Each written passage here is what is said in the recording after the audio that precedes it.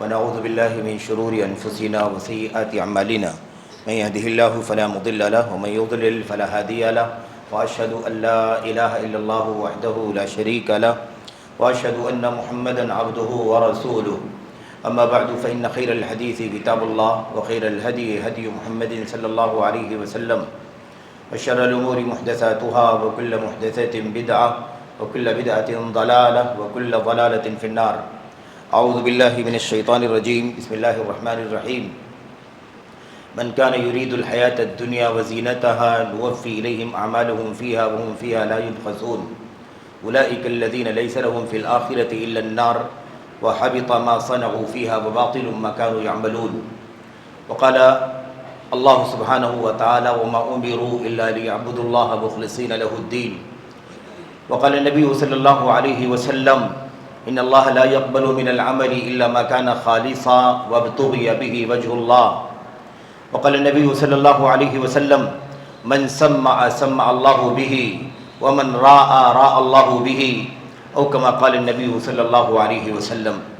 برادران اسلام، دینی اور ملی بھائیوں، نوجوان دوستوں، احباب اور بزرگوں، قابل احترام ماں اور بہنوں، عزیز بچوں، حاضرین جمعہ، اللہ تبارک و تعالیٰ نے ہمیں اور آپ کو اپنی کتاب میں اپنے نبی محمد الرسول اللہ صلی اللہ علیہ وسلم کی سنتوں میں، حضرات صحابہ کرام کی سیرت میں جو بہت ساری بنیادی ایمان و عقیدے کی، دل کے اعمال کی جو بھی تعلیمات اور ہدایات عطا فرمائی ہیں، ان میں سے ایک بہت بنیادی تعلیم، بہت بنیادی سوچ اور عقیدہ یہ عطا فرمایا ہے کہ جو بھی عمل کیا جائے اللہ تبارک و تعالیٰ کے لیے کیا جائے، اور وہ عمل اللہ کے نبی محمد الرسول اللہ صلی اللہ علیہ وسلم کی سنت کے مطابق کیا جائے.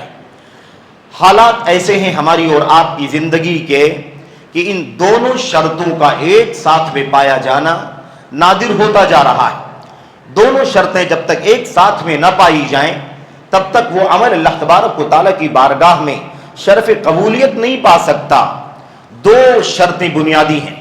اللہ کے نبی صلی اللہ علیہ وسلم، اللہ کے کلام کی متعدد آیات میں اللہ کے نبی علیہ الصلوۃ والسلام کے بے شمار حدیثوں میں یہ مضمون بیان کیا گیا ہے. حافظ ابن کثیر رحمۃ اللہ علیہ جب سورۃ الکہف کی آخری آیت کریمہ کی تفسیر پر آتے ہیں اور لکھتے ہیں کہ اللہ تبارک و تعالیٰ فرماتا ہے فَمَنْ كَانَ يَرْجُو لِقَاءَ رَبِّهِ فَلْيَعْمَلْ عَمَلًا صَالِحًا وَلَا يُشْرِكْ بِعِبَادَةِ رَبِّهِ أَحَدًا. جسے اللہ تبارک و تعالیٰ سے ملاقات کی امید ہو، یقین ہو، اسے چاہیے کہ وہ کیا کرے؟ دو کام کرے. فَلْيَعْمَلْ عَمَلًا صَالِحًا، وہ نیک عمل کرے، یعنی اللہ کے نبی علیہ الصلوۃ والسلام کی لائی ہوئی سنت اور شریعت کے مطابق وہ عمل کرے. اور دوسری شرط کیا ہے؟ وَلَا يُشْرِكْ بِعِبَادَةِ رَبِّهِ أَحَدًا، اللہ تبارک و تعالیٰ کے ساتھ اس کی عبادت میں کسی کو شریک نہ ٹھہرائے، کچھ بھی شریک نہ ٹھہرائے، کسی کو بھی شریک نہ ٹھہرائے. جب ان دونوں باتوں کا ذکر اس آیت کریمہ میں آ گیا تو حافظ ابن کثیر رحمۃ اللہ علیہ فرماتے ہیں ہذانی رکن العمل المتقبل، یہ دونوں چیزیں اللہ تبارک و تعالیٰ کی بارگاہ میں قبول ہونے والے عمل کی دو بنیادی شرطیں. مقبول عمل کے دو ارکان ہیں. جب تک یہ دونوں ارکان ایک ساتھ میں نہ پائے جائیں تب تک وہ عمل اللہ تبارک و تعالیٰ کی بارگاہ میں قبول نہیں ہو سکتا ہے. میرے بھائیوں، میرے بزرگوں، آج اللہ تبارک و تعالیٰ نے ہمیں اور آپ کو صحت دی ہے، عافیت دی ہے، مال و دولت سے نوازا ہے، زندگی کے اسباب اور وسائل سے اللہ تبارک و تعالیٰ نے مالا مال فرمایا ہے. ہم بہت کچھ اللہ تبارک و تعالیٰ کی رضا کے لیے کام کرتے ہیں، اعمال انجام دیتے ہیں، اعمال صالحہ اور اللہ تبارک و تعالیٰ کی شریعت، اللہ تبارک و تعالیٰ کے اتارے ہوئے دین کی رعایت کے ساتھ بہت کچھ اعمال انجام دیتے ہیں. ان اعمال کے اندر یہ دونوں شرطیں جب تک ایک ساتھ میں نہ پائی جائیں تب تک وہ برابر نہیں ہو سکتی ہیں، تب تک وہ نتیجہ خیز نہیں ہو سکتی ہیں، تب تک وہ ہمارے حق میں اجر کا، ثواب کا، اللہ تبارک و تعالیٰ کے ہاں جنت کا، اللہ تعالیٰ کے بیش بہا نعمتوں کا، اس کی مغفرت کا، رضوان کا، رفع درجات کا سبب نہیں بن سکتی. یہ ہماری اور آپ کی زندگی کا بہت اہم مسئلہ اس لیے ہے میرے بھائیوں کہ ایک تو ہماری اور آپ کی زندگی کے حالات، مشغولیت، دنیا کے مسائل، اور پھر اس کے بعد عمل کی کمزوریاں کہ عمل ہم کم کر پاتے ہیں. ایک مسئلہ تو یہ ہے. پھر عمل کر پائیں اور کریں جو بھی اللہ تبارک و تعالیٰ توفیق دے، پھر وہ ساری شرطیں جو مطلوب ہیں قبولیت کی وہ بھی نہ پائی جائیں تو آپ سمجھیں کہ کہ ہمیں اور آپ کو کس قدر خسارے سے دوچار ہونا پڑ سکتا ہے۔ اس لیے ہماری اور آپ کی بہت بنیادی ذمہ داری ہے کہ اپنی زندگی کے اعمال پر غور کریں۔ اعمال میں یہ دونوں شرطیں جب تک نہیں پائی جائیں قبولیت نہیں پا سکتی ہے۔ اللہ تبارک و تعالیٰ کے کلام کی ہم نے ایک آیت کریمہ، دو آیت کریمہ آپ کے سامنے پڑھی ہے، ایک دو حدیثوں کی طرف اشارہ کیا ہے، اور اس معنی کی بہت ساری آیتیں حدیثیں ہیں جن میں سے چند کا تذکرہ آپ کے سامنے آئے گا۔ میرے بھائیوں، میرے بزرگوں، ہماری اور آپ کی جو بہت ساری ذمہ داریاں ہیں ان میں سے ایک ذمہ داری یہ ہے کہ ہم اللہ تبارک و تعالیٰ کی رضا کے لیے کام کریں، اس کی خوشنودی کے لیے اعمال انجام دیں، اسی کو راضی کرنے کے لیے عمل انجام دیں۔ اللہ کی رضا کے سوا، اس کی خوشنودی کے سوا، اس کی جنت کو پانے کی لالچ کے سوا، اس کے رخ کریم کے دیدار کے سوا، اس کی مغفرت پانے کی چاہت کے سوا، اور ایسے ہی اللہ تعالیٰ کی رضامندی کی طلب کے سوا کوئی اور مقصد ہمارے کسی بھی نیک عمل میں نہیں ہونا چاہیے۔ اللہ تعالیٰ ہمیں اور آپ کو یہ جذبہ، یہ شوق اور یہ فکر ہر عمل میں پیدا کرنے کی توفیق عطا فرمائے، اور اللہ تبارک و تعالیٰ جو کچھ بھی ہم کریں وہ ہمارے اور آپ کے نبی محمد الرسول اللہ صلی اللہ علیہ وسلم کی لائی ہوئی تعلیمات، بتائی ہوئی ہدایات، تعلیمات کے مطابق ہو۔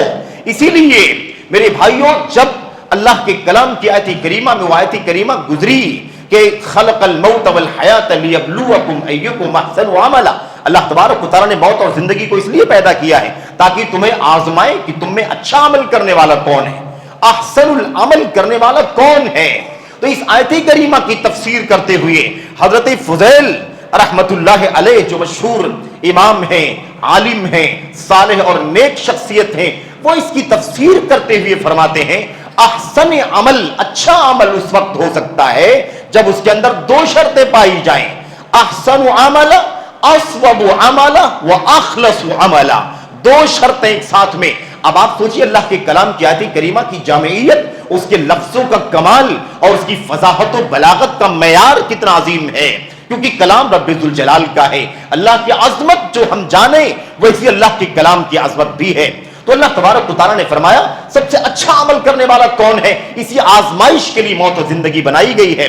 اس کی تفسیر میں فرماتے ہیں اچھا عمل کرنے والا، خوبصورت عمل کرنے والا، اس کا معنی ہے احسن عملہ کا اصوب عملہ اخلص عملہ، سب سے درست عمل کرنے والا۔ درست عمل کب ہوگا؟ جب وہ محمد رسول اللہ صلی اللہ علیہ وسلم کی سنت اور آپ کی ہدایات اور آپ کی سیرت کے مطابق ہوگا۔ اور اخلص عملہ، سب سے خالص عمل اس وقت ہوگا جب اس عمل کے پیچھے کوئی نیت نہ ہو، کوئی انٹینشن نہ ہو، کوئی سوچ نہ ہو، کوئی نظریہ نہ ہو سوائے اللہ تبارک و تعالیٰ کی رضا کے۔ اللہ تبارک و تعالیٰ کی رضا کے سوا کوئی مقصد نہ ہو، نہ تو دکھاوا ہو، نہ تو نام و نمود ہو، نہ تو شہرت ہو، نہ تو پبلسٹی ہو، نہ تو تعریف ہو، نہ تو مدح و ستائش ہو، نہ تو اخبار میں نام لیے جانے کا مسئلہ ہو، نہ میڈیا پر چرچے کا مسئلہ ہو، نہ فوٹوگرافی کا مسئلہ ہو، نہ ویڈیوگرافی کا مسئلہ ہو، کسی بھی طرح کا کوئی مقصد نہ ہو، صرف اور صرف اللہ تبارک و تعالیٰ کی رضا کے لیے عمل کیا جائے۔ یہ دو شرطیں ہیں، اسی کے لیے ہمیں بھیجا ہے، اسی لیے ہماری موت پیدا کی گئی، ہماری زندگی بنائی گئی۔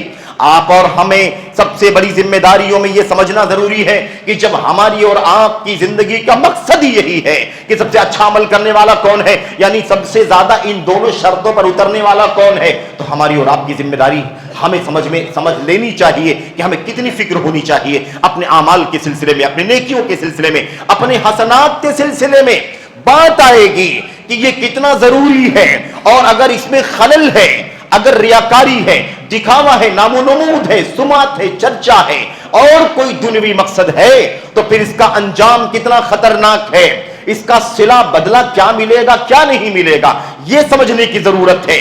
اور ایسے ہمیں یہ بھی ہلکا سا جاننے کی ضرورت ہے کہ اللہ تبارک و تعالی جب کسی عمل کو قبول نہ کرے، دنیا پذیرائی کر دے، دنیا نام لے لے، دنیا تعریف کر دے، دنیا اخبارات اور میڈیا میں چرچا کر دے، ہم خوش ہو جائیں، مست و مگن ہو جائیں اور پھر اسی پر اکتفا کر لیں، تو ہم کس قدر نادانی کا کام کرنے والے ہیں کہ ہم نے کام اللہ کی رضا کے لیے کرنا تھا۔ ہمارا ہدف بہت بڑا ہے کہ اللہ تبارک و تعالیٰ کی وہ عظیم جنت جو اللہ تبارک و تعالیٰ کی بے پایا جنت ہے، بے انتہا قیمتی ہے، بے انتہا قیمتی ہے۔ قیمتی کا مطلب یہ ہے کہ بڑی مہنگی ہے۔ اللہ کے نبی صلی اللہ علیہ وسلم نے فرمایا تھا الا ان سلعۃ اللہ غالیہ، سن لو جنت پانا آسان نہیں ہے، اللہ کی جنت بہت مہنگی ہے. الا ان سلعۃ اللہ الجنہ، سن لو اللہ تبارک و تعالیٰ کا سامان بڑا قیمتی ہے اور اللہ تعالیٰ کا سامان جنت ہے. اس جنت کو پانے کے لیے جیسے تیسے عمل کر لینا کافی نہیں ہے. انسان جو بھی کرے، جیسے بھی کرے، جس نیت سے بھی کرے، جس نظریے سے بھی کرے، اس کے پیچھے دنیا ہے، نام ہے، شہرت ہے، چرچا ہے، ریاکاری ہے. اور انسان مطمئن رہے بڑے نیک کام کر رہا ہوں، بڑے چرچے ہیں ہمارے کاموں کے. یاد رکھو میرے بھائیوں، اللہ تبارک و تعالیٰ نے اس بات کی سخت وعید بیان فرمائی ہے. جو ہم اللہ کی رضا کے لیے کریں گے، ایک ذرہ بھی ہوگا تو اللہ کی بارگاہ میں پہنچ جائے گا. اللہ تعالیٰ اسے بڑھا بڑھا کر کے احد پہاڑ کے برابر کر دے گا. اس کا صلہ احد پہاڑ کی شکل میں اللہ تبارک و تعالیٰ عطا فرمائے گا. اور اگر ہم احد پہاڑ کے برابر میں نیکیاں کریں گے لیکن اس کے اندر اخلاص نہ ہو، اس کے اندر ریاکاری ہو، دکھاوا ہو، نمود ہو، نام کا، شہرت کا مقصد ہو، تو احد پہاڑ کے برابر بھی کی جانے والی نیکی اللہ تبارک و تعالیٰ کی بارگاہ میں قبول نہیں ہوگی، بلکہ وہ ضائع کر دی جائے گی. اسے اللہ تبارک و تعالیٰ اڑا دے گا. اللہ تبارک و تعالیٰ اسے دھول کی طرح گرد و غبار کے لیے ضائع کر دے گا. میرے بھائیوں، تو اللہ تبارک و تعالیٰ کے فضل و کرم سے، اس کی توفیق سے، جو چند باتیں آج کے اس خطبہ جمعہ میں اللہ کے کلام کی آیات، اللہ کی نبی محمد رسول اللہ صلی اللہ علیہ وسلم کی سنتوں اور چند اکا دکا کچھ حوالوں کی روشنی میں حضرات صحابہ کرام کے جو باتیں عرض کرنا ہے، وہ اسی سلسلے میں ہے کہ اللہ تبارک و تعالیٰ ہمیں تھوڑا زیادہ جو عمل کرنے کی توفیق عطا فرمائے وہ اللہ کی رضا کے لیے کرنے کی توفیق عطا فرمائے. کوئی دنیا کا مقصد نہیں ہونا چاہیے اور اللہ تبارک و تعالیٰ ہمیں نبی کے بتائے ہوئے طریقے کے مطابق ادا کرنے کی توفیق عطا فرمائے. یہ باتیں آپ کے سامنے عرض کرنی ہے. اللہ تعالیٰ سب سے پہلے اس کہنے والے کو ان باتوں پر عمل کرنے کی توفیق عطا فرمائے. پھر جہاں جہاں تک یہ بات پہنچتی ہے، تمام مردوں تک، خواتین تک، جوانوں تک، بچوں تک، دور نزدیک والوں تک، اللہ تبارک و تعالیٰ سب کو ان باتوں پر عمل کرنے کی توفیق عطا فرمائے. یہ بنیادی مقصد ہے. میرے بھائیوں، اللہ ہماری اصلاح فرما دے.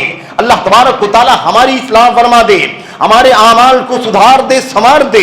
اللہ تبارک و تعالیٰ اسے اپنی بارگاہ میں قبولیت کے قابل بنانے کی توفیق عطا فرما دے. یہ بنیادی مقصد ہے آج کی گفتگو کا. بس اس حوالے سے یہ باتیں عرض کی جا رہی ہیں. قرآن کریم کی آیت کریمہ پڑھی گئی. اللہ تبارک و تعالیٰ فرماتا ہے اور یہ دو مثالیں اچھی طرح سے یاد رکھنا، جو دو مثالیں اللہ تبارک و تعالیٰ نے دی ہیں. اللہ فرماتا ہے جو دنیا کا عمل کرتا ہے، جو دنیا میں کوئی نیک عمل کرتا ہے اور اس سے اس کا مقصد دنیا ہے، جو نیک عمل کرتا ہے اور اس کا مقصد دنیا ہے، وزینتہا، اور دنیا کی رنگینی ہے. دنیا کی زینت کیا ہے؟ مال ہے، دولت ہے، شہرت ہے، چرچا ہے، یہ مقصد ہے اس کا. اللہ فرماتا نوفی الیہم اعمالہم فیہا، تو ہم اس کے ان اعمال کا بدلہ پورا پورا اسی دنیا میں دے دیں گے. یہ اس دنیا میں رہتے ہوئے دنیا چاہے گا، دنیا کی رنگینی چاہے گا، دنیا کی زیب و زینت چاہے گا، دنیا کی تعریفیں اور ستائشیں چاہے گا. اللہ فرماتا پورا پورا اس کا بدلہ دنیا ہی میں دے دیں گے. آخرت میں وَهُمْ فِيهَا لَا يُبْخَسُونَ، دنیا میں تو جو بھی اس کا مقصد ہوگا، نام نمود چرچے کا، سب اسے مل جائے گا، پورا پورا مل جائے گا. اس میں کوئی خسارہ نہیں ہوگا، اس میں کوئی دنیا کے مقصد میں کوئی ناکامی نہیں ہوگی، کوئی گھاٹا ٹوٹا نہیں ہوگا. لیکن اللہ تبارک و تعالیٰ نے فرمایا اگلی آیت میں اولئک الذین لیس لہم فی الآخرہ، آخرت میں ایسے لوگوں کا کوئی بدلہ نہیں ہوگا.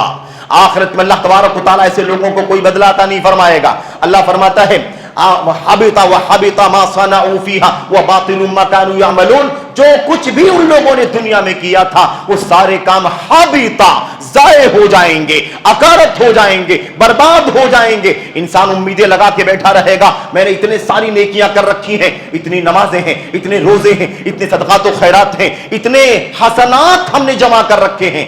آدمی توقع کر کے بیٹھے گا اس کا صلہ ملنے والا، اس کا بدلہ ملے گا، اس کے بدلے میں اللہ جنت دے گا، اونچے مقام عطا فرمائے گا. اللہ فرماتا حبط ما صنعوا فیہا، جو کچھ انہوں نے دنیا میں کیا ہوگا سب اکارت ہو جائے گا. وباطل ما كانوا يعملون، اور جو کچھ بھی محنت مشقت کرتے رہے ہیں سب کا سب اکارت ہو جائے گا، باطل ہو جائے گا، یعنی اس کا کوئی کاؤنٹ نہیں کیا جائے گا، ایسے ہی ویسٹ ہو جائے گا. یہ اللہ کے کلام کی آیت کریمہ سبق دے رہی ہے مسلمانوں، پیغام دے رہی ہے کہ ہمیں دنیا میں اللہ کے لیے، آخرت کے لیے کام کرنا ہے، ہمیں دنیا میں دنیا کے لیے کام نہیں کرنا ہے. یہ ہماری اور آپ کی ذمہ داری. اگر ہم نے ایسا کیا تو یہ سب کا سب یہیں کا یہیں، دھرا کا دھرا رہ جائے گا. ہم نے چاہا تعریف مل جائے، بڑی تعریف ہو جائے گی. ہم نے چاہا کہ میڈیا میں نام ہو جائے، بڑا نام ہو جائے گا. ہم نے سوچا فوٹوگرافی ہو جائے، बड़ी तस्वीरें वायरल हो जाएंगी। हमने सोचा कि लोग तारीफें करते फिरे, फला ऐसा है, फला ऐसा है, फला ऐसा है, ये सब मिल जाएगा। अल्लाह ने फरमाया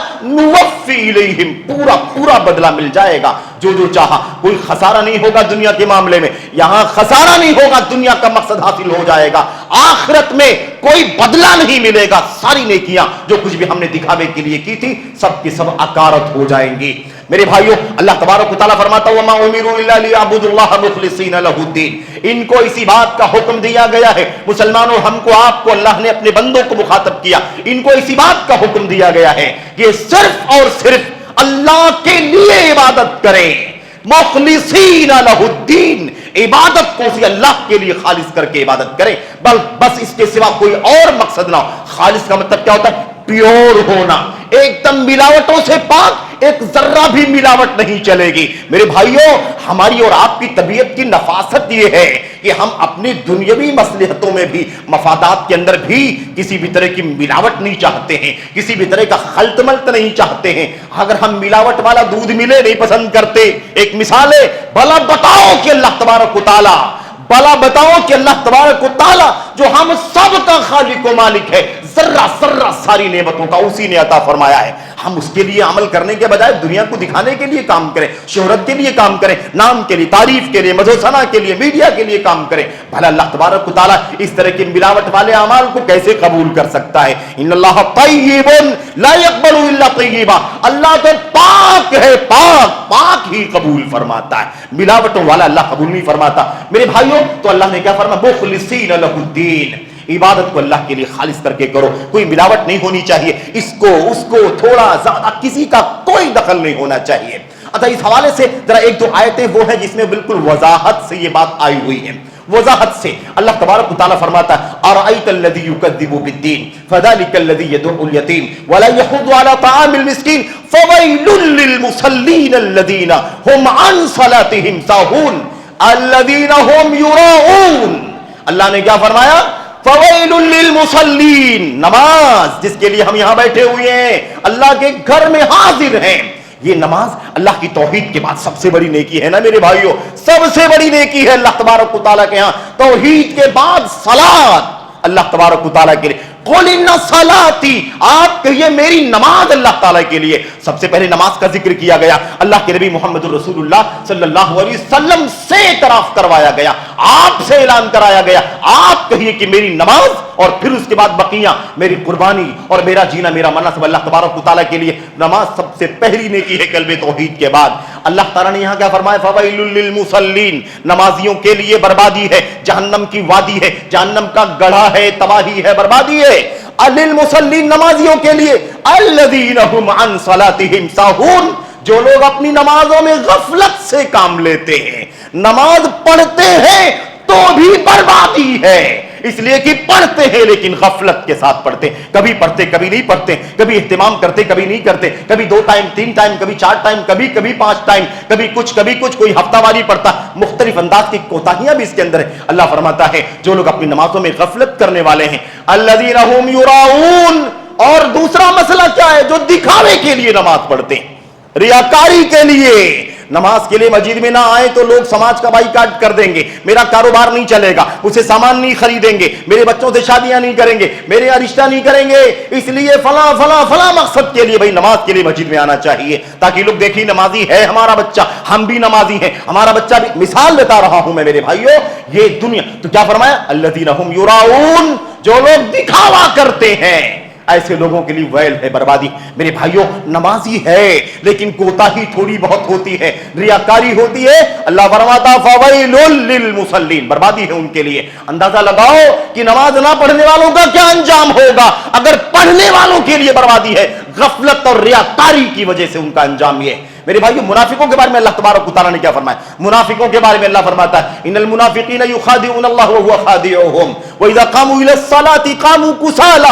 युराऊना अन्नास व ला यज़कुरुना अल्लाह इल्ला कलीला। ये मुनाफिकीन अल्लाह को धोखा देते हैं, हालांकि धोखे में है ये लोग नमाज में खड़े होते हैं तो बड़ी कोताही से खड़े होते हैं, बड़ी कोताही से, कसल से, यानी क्या मतलब? चुस्ती नहीं होती, क्योंकि अंदर ईमान नहीं है उनके यहाँ ईमान अंदर नहीं है, दिखावा है।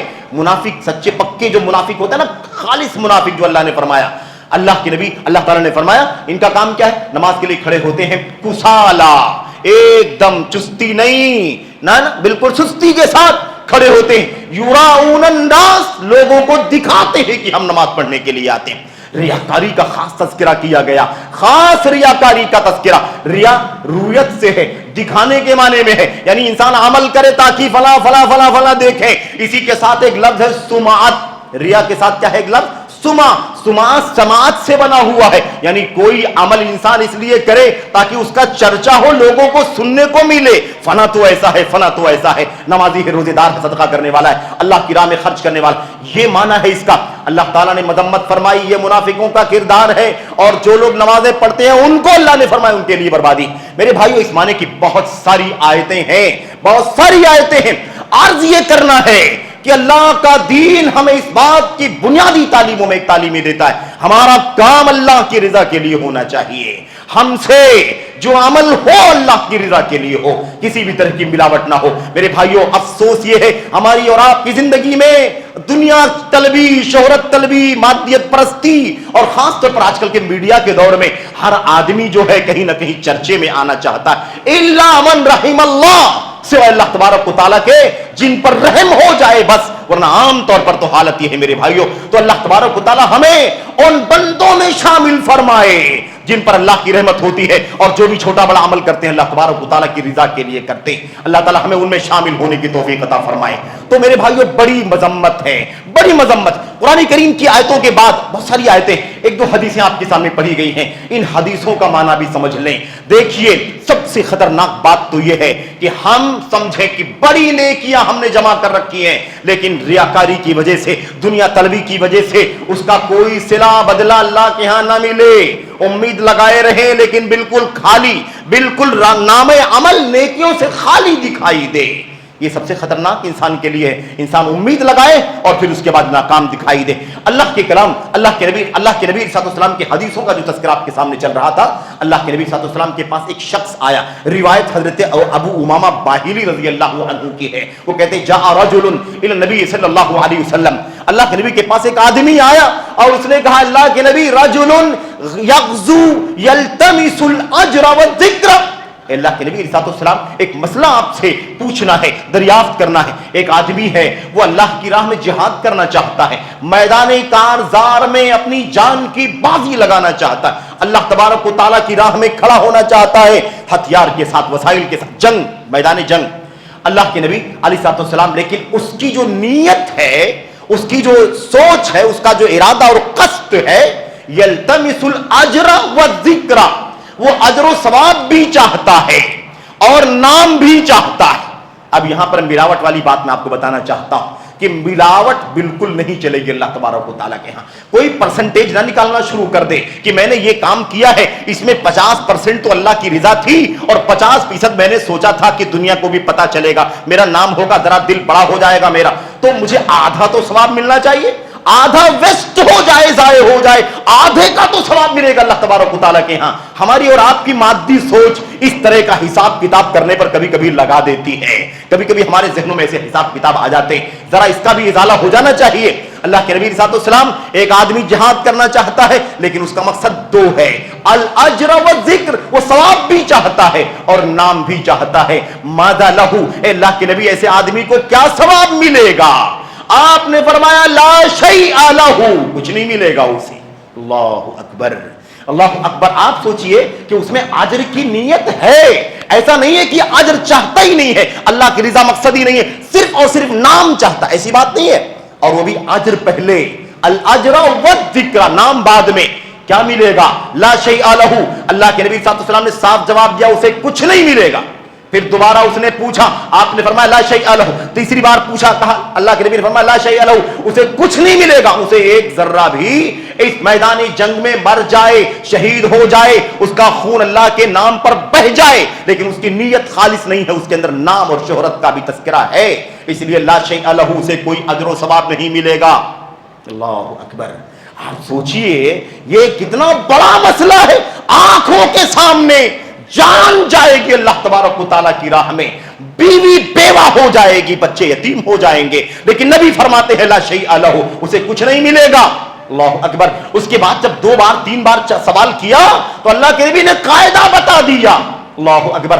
آج ہم یہ نہ سوچیں کہ مسئلہ جہاد کا تھا. یہ مسئلہ جہاد کا ہو, نماز کا ہو, روزے کا ہو, صدقہ کا ہو, خیرات کا ہو, قربانی کا ہو, کوئی بھی عمل ہو نیکی کا, اللہ کے نبی نے قاعدہ بتا دیا. اسی حدیث کے اندر آپ نے فرمایا ان اللہ لا يقبل من العمل الا ما كان خالصا وابتغي به وجه اللہ. اللہ تبارک و تعالیٰ کوئی عمل قبول نہیں فرماتا ہے سوائے اس عمل کے جو خالص اللہ تبارک و تعالیٰ کے لیے ہو. وابتغي به وجه اللہ, اور اس عمل سے اللہ کی رضا تلاش کی گئی ہو.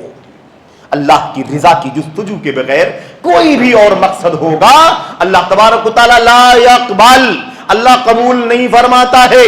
اللہ قبول نہیں فرماتا ہے. اعلان ہے اللہ کے کلام کی آیتوں میں انما يتقبل اللہ من المتقین. اللہ کے نبی فرماتے ہیں لا يقبل من العمل الا ما كان خالصا وابتغي, خالص اللہ تبارک و تعالیٰ کے لیے. اب یہاں اللہ کے نبی نے کیا فرمایا؟ من العمل, کوئی بھی عمل قبول نہیں فرماتا, چاہے وہ جہاد ہو, چاہے وہ حج ہو, عمرہ ہو, صدقہ ہو, خیرات ہو, نماز روزہ صدقہ کچھ بھی ہو, کوئی بھی عمل اللہ قبول نہیں فرماتا سوائے اس کے جو اللہ تبارک و تعالیٰ کے رضا کے لیے کیا گیا ہو. میرے بھائیو, میرے بزرگوں, اس حوالے سے بہت ساری باتیں ہیں, لیکن مقصد یہ ہے کہ چند آیتیں اور چند حدیثیں محمد رسول اللہ صلی اللہ علیہ وسلم کی ہماری دل کی کیفیت بدل دیں, ہمارے دل کے اندر سے ریاکاری کا, نام کا, شہرت کا, چرچے کا, تعریف کا جو بھی شیطانی وسوسہ ہے وہ دل سے نکل جائے اور ہم اپنے عمل میں مخلص ہو جائیں, خالص عمل کرنے والے ہو جائیں. یہ ہماری سب سے بنیادی ذمہ داری ہے. میرے بھائیوں, میرے بزرگوں, میں آپ سے یہ بھی عرض کرنا چاہتا ہوں کہ اس کا انجام کیا ہوگا.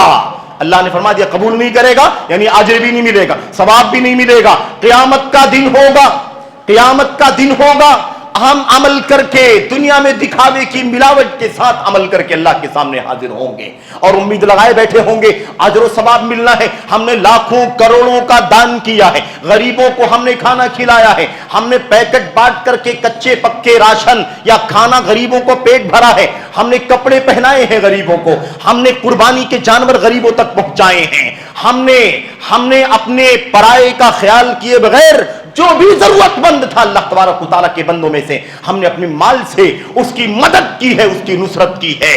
یہ ہم سوچ کے بیٹھے ہوں گے, لیکن قیامت کا دن ہوگا اسی امید کے ساتھ کہ اللہ اجر دے گا اور اجر کا بھرمار ہو جائے گی. لیکن قیامت کا دن ہوگا اللہ تبارک و تعالیٰ جب اعمال پر اجر دے رہا ہوگا, اللہ تبارک و تعالیٰ عمل کا ثواب دے رہا ہوگا, جب اللہ تعالیٰ ہم سب کو ریاکاری سے بچنے کی توفیق عطا فرمائے, ہم ریاکار اللہ کے سامنے کھڑے ہوں گے, اللہ ہماری نیکیوں کا اجر, اللہ ہماری نیکیوں کا اجر, اللہ تبارک و تعالیٰ فرمائے گا تم لوگوں نے تو دکھاوے کے لیے عمل کیا تھا, لوگوں کے نام اور چرچے کے لیے تم نے عمل کیا تھا, بھلا بتاؤ کہ تم نے میرے لیے کیا نہیں, خالص میرے لیے نہیں کیا, تمہیں اجر کہاں سے ملے گا. اللہ فرمائے گا انظروا اذهبوا الى من عملتم له انظروا هل تجدون عندهم جزاء.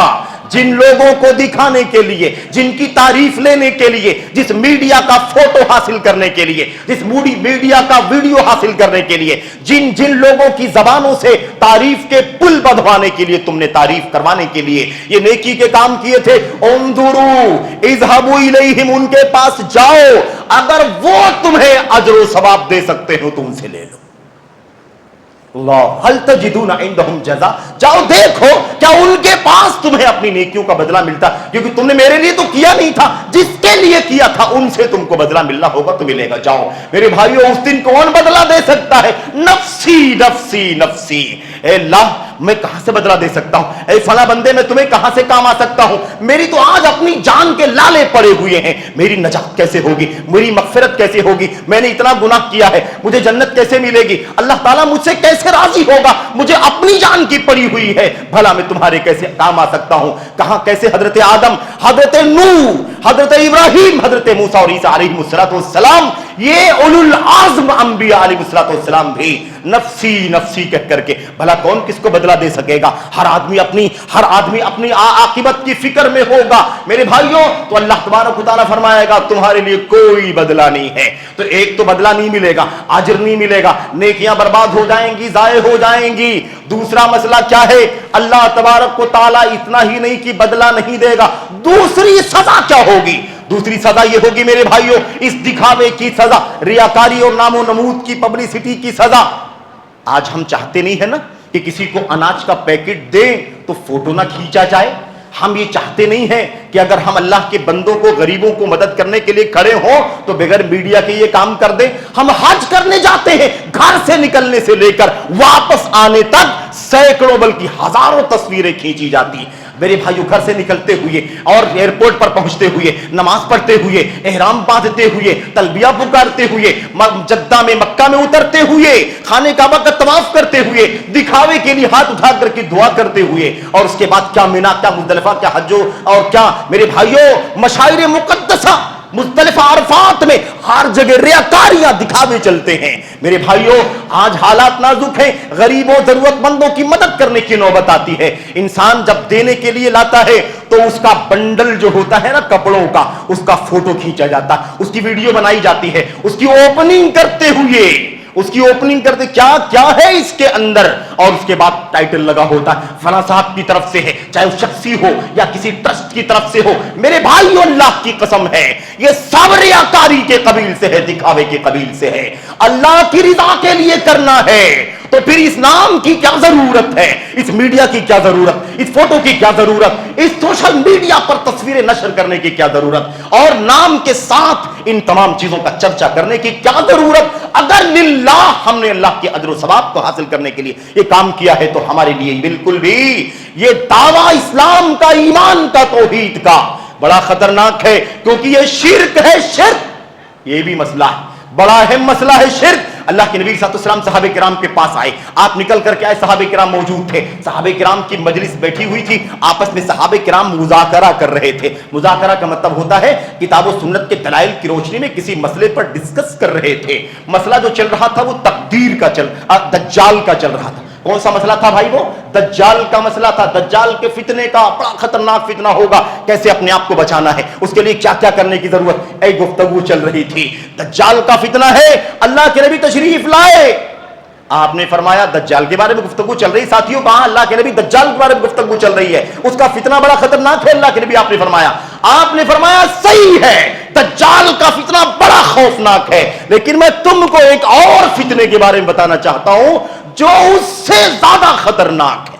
اخوف ما اخاف علی امتی, اللہ اکبر, مجھے سب سے زیادہ اپنی امت کے بارے میں جس بات کا ڈر ہے, الشرک الخفی, چھپے ہوئے شرک کا ڈر ہے. ارے بھائی, ہم قبروں پر, مزاروں پر سجدہ کرنے نہیں جائیں گے, غیر اللہ کے سامنے ہاتھ نہیں اٹھائیں گے, اللہ کے گھر کے سوا کسی در کا طواف نہیں کریں گے, کسی آستانے پر جا کر کے سر نہیں ٹیکیں گے. یہ شرک جو شرک اکبر ہے یہ تو ہم نہیں کرتے ہیں, لیکن یہ شرک اس سے زیادہ خطرناک ہے, شرک خفی, جس کو شرک السرائر کہتے ہیں, یعنی راز کا, بھید کا, چھپا ہوا سر والا شرک. اس کا خوف, اخوف ما اخاف علیکم, سب سے زیادہ مجھے جس بات کا تمہارے بارے میں ڈر ہے میری امت کے لوگوں, وہ ہے الشرک الخفی, وہ ہے خفیہ شرک, پوشیدہ شرک, مخفی شرک. اچھا, دوسری روایت میں اللہ کے نبی نے فرمایا شرک السرائر, ایاکم وشرک السرائر, یہ چھپے ہوئے شرک سے اپنے آپ کو بچاؤ مسلمانوں. صحابہ کرام نے فرمایا اللہ کے نبی یہ شرک السرائر کیا ہے, یہ راز کا چھپا ہوا شرک کیا ہے جس سے آپ ہمیں ڈرا رہے ہیں, آگاہ کر رہے ہیں. اللہ کے نبی صلی اللہ علیہ وسلم نے فرمایا نہیں سمجھتے, شرک السرائر یہ ہے یقوم الرجل یصلی, ایک آدمی نماز پڑھنے کے لیے کھڑا ہو, ہاتھ باندھ لے اللہ اکبر کہہ کر کے, اور اس کے بعد اللہ کے نبی علیہ الصلوۃ والسلام نے فرمایا فَيُزَيِّنُ صَلَاتَهُ لِمَا يَرَى مِن نَظَرِ رَجُلٍ إِلَيْهِ. اللہ اکبر, نماز کے لیے کھڑا ہوا, اللہ تبارک و تعالیٰ کے سوا کوئی مقصد نہیں تھا, اللہ کو راضی کرنے کے لیے آیا, وضو کیا, مسجد میں داخل ہوا, نماز پر ہاتھ باندھ کر کے نماز کے لیے کھڑا ہو گیا. اس کے بعد نماز کے دوران دیکھا کہ کوئی مجھے دیکھ رہا ہے, کوئی دیکھ رہا, کوئی ٹرسٹی دیکھ رہا, صدر صاحب دیکھ رہے ہیں, ابا جان دیکھ رہے ہیں, کوئی خاص آدمی, کوئی بزرگ دیکھ رہا, کوئی محترم دیکھ رہا, امام صاحب دیکھ رہے ہیں. اب جیسے ہی نظر پڑی تو نماز سوار کر کے پڑھنا شروع کر دیا. جب پہلے سے کھڑا تھا تو جیسے تیسے پڑھ رہا تھا, لیکن جیسے نظر پڑی کسی آدمی کی تو اپنی نماز کو خوبصورت بنا لے, سنوار لے. یہ شرک السرائر ہے, چھپا ہوا شرک ہے. یہاں سے اس کے اندر کی گندگی نے اسے کہا کہ نماز سنوار کے پڑھ, فلاں تجھے دیکھ رہا ہے. اگر اللہ تبارک و تعالیٰ کے لیے ہم نماز سنوار کے نہیں پڑھ سکتے، دنیا کو دکھانے کے لیے نماز سنوار کر کے پڑھنا شروع کر دیتے ہیں، شرک الخفی ہے، شرک السرائی۔ میرے بھائیو کتنا خطرناک! آپ نے فرمایا دجال کا فتنہ جس کا ڈر بہت زیادہ ہے، لیکن مجھے اپنی امت پر سب سے زیادہ جس بات کا ڈر ہے وہ اس کا ڈر۔ اللہ اکبر، بڑا خطرناک مسئلہ ہے۔ تو ایک مسئلہ تو میں آپ کو عرض کر رہا تھا، اس کا انجام کیا ہوگا؟ انجام نیکیاں برباد ہو جائیں گی، کچھ ملے گا نہیں۔ دوسرا جو عذاب ملنے والا ہے وہ کیا ہے؟ وہ عذاب یہ ہے، وہ سزا یہ ہے کہ اللہ تعالیٰ ساری انسانیت کے سامنے، اولین سے آخرین تک، پہلے بشر آدم علیہ السلام سے لے کر آخری بشر تک، سب کے سب انسان اور جنات اللہ تبارک و تعالیٰ کے سامنے حاضر ہیں۔ میدان محشر میں اللہ سب کے سامنے اعلان کرے گا، یہ بندہ، یہ ریاکار بندہ، یہ دکھاوے والا، یہ نام والا، یہ شہرت والا، چرچے والا، یہ بندہ اس نے دکھاوے کا کام کیا ہے، میں نے اسے روزی دی، نعمت دی، دولت دی، عزت دی، شہرت دی، شان و شوکت دی، لیکن اس نے دکھانے کے لیے، دنیا کے لیے، میرے بندوں کے لیے، شہرت کے لیے، نفس کے لیے اس نے کام کیا، مجھے راضی کرنے کے لیے کام نہیں کیا۔ تو اللہ کے نبی فرماتے ہیں سزا یہ ملے گی، من سمع سمع اللہ بہ، جو نام کے لیے، دکھاوے کے لیے کوئی کام کیا ہوگا، اللہ ساری انسانیت کے سامنے اس کو ذلیل کر دے گا، رسوا کر دے گا۔ وَمَن يُرَائِ يُرَائِ اللَّهُ بِهِ، اور جو ریاکاری کے لیے کام کرے گا، اللہ تبارک و تعالیٰ ساری انسانیت کے سامنے اسے بے نقاب کر دے گا، ذلیل کر دے گا، رسوا کر دے گا۔ یہ سزا بڑی خطرناک ہے۔ مسلمانوں، میں آپ کے سامنے آخری بات کہہ کر کے بات ختم کروں گا، خطبے کا وقت مختصر ہوتا ہے، بڑی معذرت کے ساتھ جو چند منٹ میں آپ سے زیادہ لے رہا ہوں، یہ بس گفتگو کا اختتام ہے۔ میں عرض کرنا چاہتا ہوں، صحابہ کرام جو امت کا سب سے کریم طبقہ ہے، ان سے زیادہ نیک دل، پاک دل والے دنیا میں پیدا نہ ہوئے ہیں اور نہ کبھی ہو سکتے ہیں، اور جو ان پر زبان چلائے ان سے زیادہ کوئی بد باطن بھی نہیں ہو سکتا۔ یہ بھی یاد رکھ لینا، جب یہ طے ہے کہ ان سے زیادہ نیک کوئی پیدا نہیں ہوا، تو یہ طے ہے کہ ان کے بارے میں زبان درازی کرنے والوں سے زیادہ بد باطن اور دل کا گندا کوئی پیدا نہیں ہوا، کیونکہ جن کی نیکی اور تقوی کی شہادت قرآن کریم دیتا ہے اور محمد رسول اللہ صلی اللہ علیہ وسلم دیتے ہیں، جا بجا دیتے، ان کے بارے میں زبان درازی کرنے والا، انہیں خائن کہنے والا، انہیں مختلف انداز کے القاب سے بہرحال نوازنے والا بھلا بد باطن نہیں ہوگا تو کون ہوگا؟ میرے بھائیوں، تم عرض کر رہا تھا، حضرت عمر بن خطاب کو جانتے ہیں کہ نہیں جانتے؟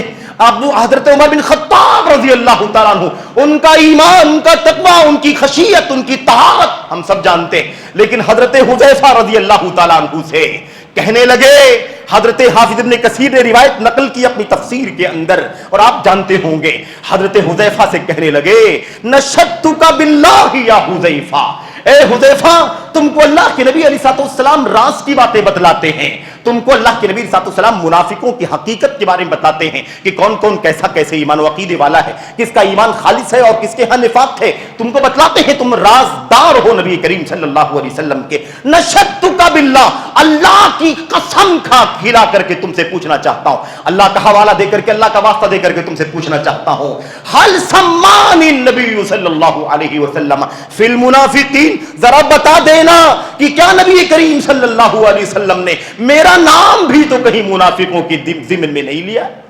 منافقوں کے نام تم کو بتلائے ہوں گے، اللہ کا واسطہ دے کر کے تم سے پوچھنا چاہتا ہوں، بتاؤ کہ کیا اللہ کے نبی علیہ السلام نے میرا نام بھی تو منافقوں میں نہیں لیا ہے؟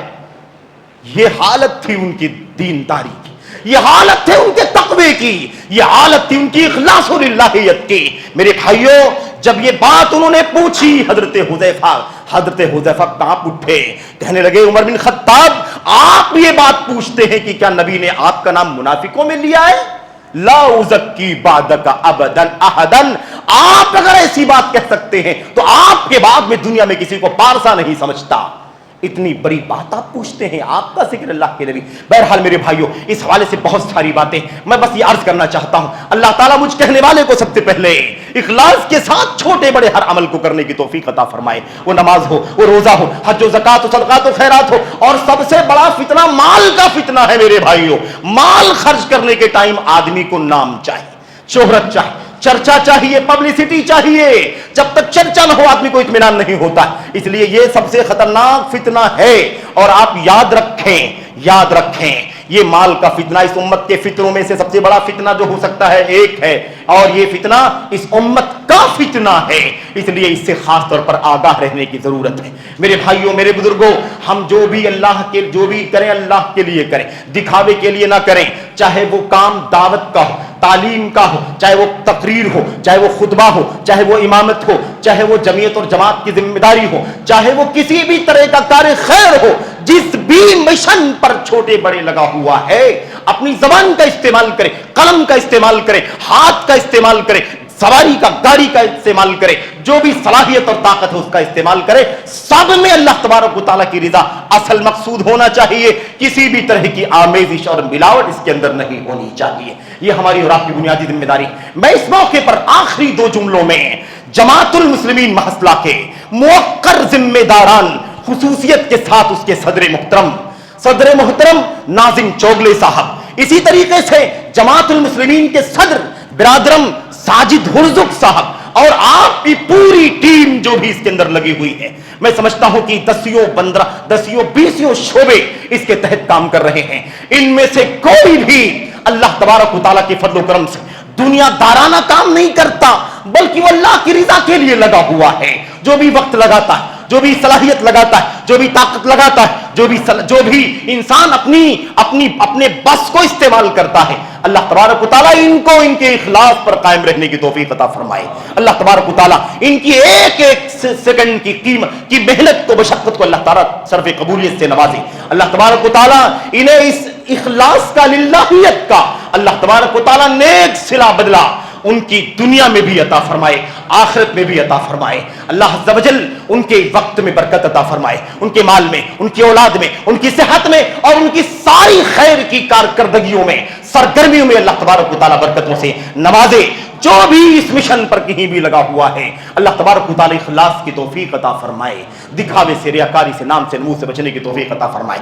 آخری ایک جملہ، اگر ہم نے، آپ نے نہیں سوچا، ہمارے دل میں کوئی نیت نہیں ہے دکھاوے کی، نام کی، ہم نے اللہ کے لیے کام کیا، کوئی فوٹو نہیں، کوئی مقصد نہیں ہے کوئی بھی سرے سے، لیکن اس کے بعد اگر لوگ، اللہ کے بندے آتے ہیں اور آپس میں تذکرہ کرتے ہیں، آپ کا ذکر خیر کرتے ہیں، فلاں اللہ کے بندے کو اللہ نے توفیق عطا فرمائی، اس نے اللہ کے بندوں کی مدد کی، لوگوں کو کھانا کھلایا، کپڑے پہنایا، صدقہ دیا، مدد کی، فلاں کیا، تو یہ ریاکاری میں نہیں آتا، یہ تو بشارت ہے رب العالمین کی جانب سے کہ ہم نے، آپ نے اخلاص کے ساتھ نیکی کی ہے، اللہ تعالیٰ دلوں میں اس کی مقبولیت ڈالتا ہے، اللہ تبارک و تعالیٰ دلوں میں اس کا اثر ڈالتا ہے، اور وہ ہماری چاہت کی بنیاد پر نہیں، بلکہ وہ اللہ تبارک و تعالیٰ کی طرف سے ایک بشارت ہمیں دینا چاہتا ہے کہ لوگوں کی زبانوں پر اس کی تعریف کے سلسلے چلا دیتا ہے۔ تو یہ معاملہ ریاکاری میں نہیں آتا۔ صحابہ کرام نے پوچھا، اللہ کے نبی ہم نیک کام کرتے ہیں، ہمارا کوئی مقصد نہیں، دکھاوا نہیں ہے، نام و نمود نہیں ہے،